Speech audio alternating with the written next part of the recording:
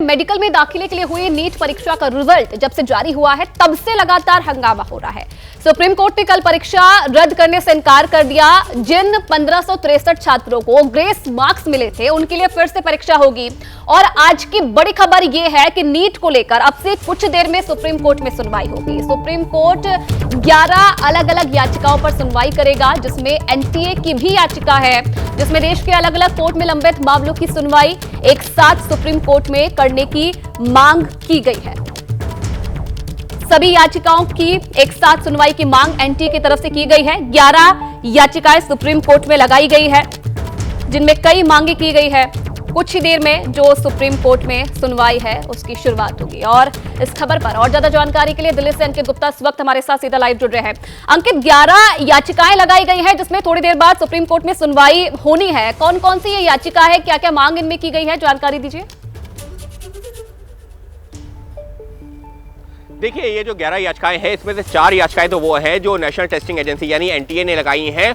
वो उसने ये कहा है कि देश की अलग अलग अदालतों में जो मुकदमे चल रहे हैं, जिसमें 4 मुकदमों का जिक्र किया गया है, उनको ट्रांसफर करके सुप्रीम कोर्ट लाया जाए, क्योंकि हर एक अदालत अपनी तरह से सुनवाई करेगी, अपनी तरह से आदेश देगी। वो सही नहीं है। जब मामला एक है तो उसकी सुनवाई एक ही जगह पर होनी चाहिए, यानी कि सुप्रीम कोर्ट में। तो 4 जो याचिकाएं हैं वो तो ट्रांसफर पिटीशन है, लेकिन बाकी की बची जो 6-7 याचिकाएं हैं उनमें अलग अलग मांग की गई है। जैसे कि उदाहरण के तौर पर एक याचिका जो इस वक्त मेरे सामने है, उसमें यह कहा गया है कि गोधरा का जिक्र किया गया है, गुजरात के गोधरा का जिक्र किया गया है कि वहां पर एक मामला दर्ज हुआ है, जिसमें यह बताया गया है कि लोग जो छात्र हैं, जिस एग्जामिनेशन सेंटर पर वहां पर हाजिर होने के लिए आए हैं, एग्जामिनेशन के लिए पहुंचे हैं, 1000 किलोमीटर की दूरी तय करके उस जो एक एग्जामिनेशन सेंटर पे पहुंचे हैं। और आरोप यह है कि वहां पर 10-10 लाख रुपए एग्जामिनेशन सेंटर पर पहुंचने के लिए दिए गए हैं कि आपका यही सेंटर डिसाइड किया जाए, जिससे कि वो एग्जाम आसानी से क्लियर हो सके और उन छात्रों के अच्छे नंबर आए हैं। ये बाकायदा आरोप है और पुलिस इस मामले की जांच कर रही है।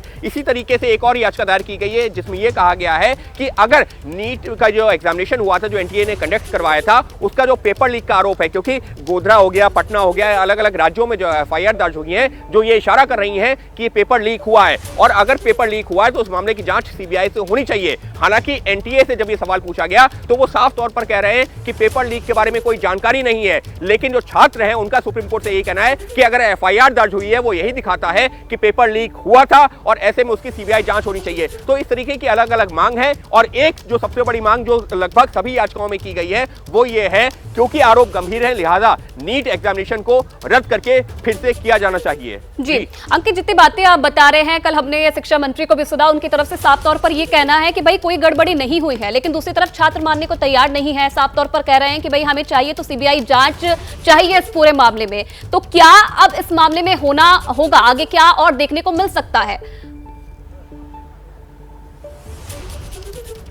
देखिए, आज जब सुनवाई होगी तो मुमकिन है कि सुप्रीम कोर्ट एक बार फिर से नेशनल टेस्टिंग एजेंसी यानी कि जो एनटीए है, जिसने इस पूरे एग्जाम को कंडक्ट करवाया था, उससे जवाब मांगे। लेकिन इसी बीच में एक और याचिका दायर हुई है, जिसमें यह भी कहा गया है कि एनटीए से अभी जवाब मांगने की जरूरत नहीं है। खुद सुप्रीम कोर्ट को प्रीमा फेसी एविडेंस देखते हुए, यानी कि 2 जो राज्यों में एफआईआर दर्ज हुई है, उनको संज्ञान लेते हुए नीट के एग्जामिनेशन पर रोक लगा देनी चाहिए और उसको रद्द कर देना चाहिए। यानी कि जो छात्र हैं जिन्होंने सुप्रीम कोर्ट का दरवाजा खटखटाया है, उनका तो यह भी कहना है कि जब पुलिस ने जो है प्रीमा फेसी माना है अलग अलग राज्यों में कि नीट का जो एग्जामिनेशन हो रहा था उसका पेपर लीक हुआ था, उसमें कई आरोपी हैं जिनको गिरफ्तार किया गया है, तो फिर आखिर ऐसे में एनटीए के जवाब की जरूरत ही क्या है? सुप्रीम कोर्ट खुद उन तथ्यों को देख करके इस एग्जामिनेशन को रद्द कर सकता है। तो लगातार मांग यही की जा रही है कि ये जो पारदर्शिता की लगातार बात की जा रही है एनटीए की तरफ से कि कहीं कोई घोटाला नहीं हुआ, पेपर लीक नहीं हुआ, अब सुप्रीम कोर्ट में मांग ये की जा रही है कि बिल्कुल अंकित, पारदर्शिता की बात भी आप एक तरफ कर रहे हैं तो दूसरे राज्यों में हम देख रहे हैं कि कार्रवाई भी इस पूरे मामले पर हो रही है। इंतजार है सुप्रीम कोर्ट की सुनवाई।